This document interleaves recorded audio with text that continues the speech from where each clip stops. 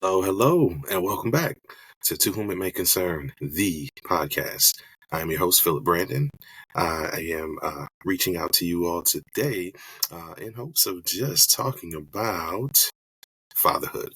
Yeah, not to be corny, but that is a big topic that I definitely would like to uncover and get an opportunity to tap in. The reason this is so fresh in my mind is because LeBron James Jr.'s son, Bronny James, was just drafted to none other than the LA Lakers, and I gotta admit that is fantastic. You have LeBron, who's been a staple in the league for years, and now he has an opportunity to play with his son, with his child. Man, that's fantastic. I am, when I heard about this and this potential, kind of thought it was a joke, no lies, but it was possible. And not for nothing, that young man can play. He definitely has game. He got game. He's got game. Now, will he come into the league and set it on fire like Steph Curry or John Morant? Maybe not, but he's got a role, and he'll be able to play a really good role. And I really am looking forward to big things. He's got his dad, other players that can be mentors to kind of help show him the ropes, help him along the way. Yeah, I fully believe he's going to do fantastic things. No doubt about it. So. Um, I just wanted to really talk about that. Fatherhood is obviously very near and dear to my heart. Um, I'm a father of three at the moment, and ranging from ages 2 to 16. So I kind of run the spectrum at this in this 40 plus years of life, and it's tough. Fatherhood is tough, but it's so rewarding at the same time. And all I keep thinking is, I, you know, I put down the notion of I have to be tough every single time, and I can't show emotions. But more importantly, I said, no, I want my kids to know that there are levels and there's dynamics and there's going to be peaks and valleys, and what's important is how you knowing yourself, being able to tap in and hone into um, what grounds you. For me, that's seeking God first. So I want my kids to seek God first as their heavenly Father. I was just placed here as a vessel, as a farmer to help water my garden. They're my garden, they're my seeds. Um, he's the creator, and he's given me the ability to um, help my kids in that way. And so, therefore, this is what I intend to do. That is my goal. That's my mission in life, in particular. So, I seek to be a good father, in addition to being a good husband. But the biggest thing is being present. And I can definitely say I've struggled with that at times. It's not always easy. It's not always, peaches and roses, but somehow, some way the job gets done. And I'm learning, and I'm picking from other dads and other individuals, and they're instilling on me, and it's been a great thing thus far. So I'm enjoying this ride, really am. And I just wanted to, know from some of the other dads out there, what are some things that have been shining moments for you and for your kids, in terms of, man, I'm really getting through to them, or they took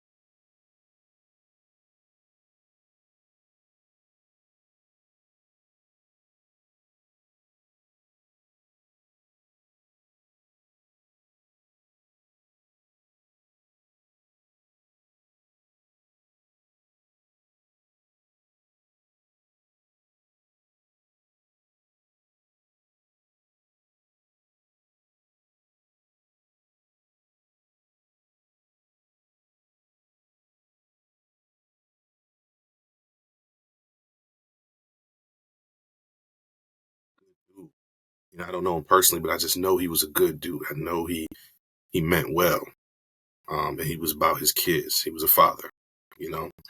Um, I haven't gotten into this much, but from a fatherhood perspective, my dad and I are just getting back in good graces. I won't say good graces like but there was a long stretch of time where we weren't speaking. I had some issues I was dealing with. He had some issues he was dealing with, and our egos kept us from working that out. I say to you, don't let that ego divide you. That ego could be catastrophic in terms of the relationship that you hope to have and hope to seek. Um, Ego, somebody once told me, is edging God out. I have to agree with that, because before I was seeking God first, I was seeking what was self-serving to me. And I had to understand, God forgave us.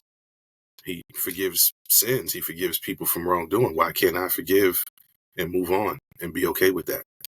And it wasn't until I started to process those feelings and do some therapy. Therapy was golden. That I was able to move forward with some things that I had internalized and harbored about my own father. And so now we're at a place where we call each other regularly. As a matter of fact, my father was hospitalized recently. I won't get into details of what happened, but it was a pretty serious injury. Um, Still in rehabilitation at the moment. And I was able to go visit him when a few days after his surgery. It was a bit surreal because I hadn't seen my dad in so long. And here it is, I'm at his hospital bed on his side. And it was as if no time had passed. It was as if no beef or, ill will was ever there. It was difficult to process slightly because of that time continuum or that little space and gap. But my sister was really helpful and allowed me to see the big picture. So was my brother. But it was absolutely necessary. And I saw where egos can collide.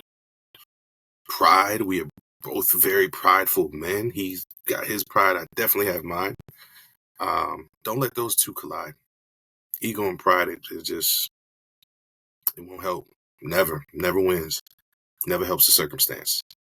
So if there's anything I can, put out there again, with age comes wisdom. Said that before. But also ego and pride, step aside.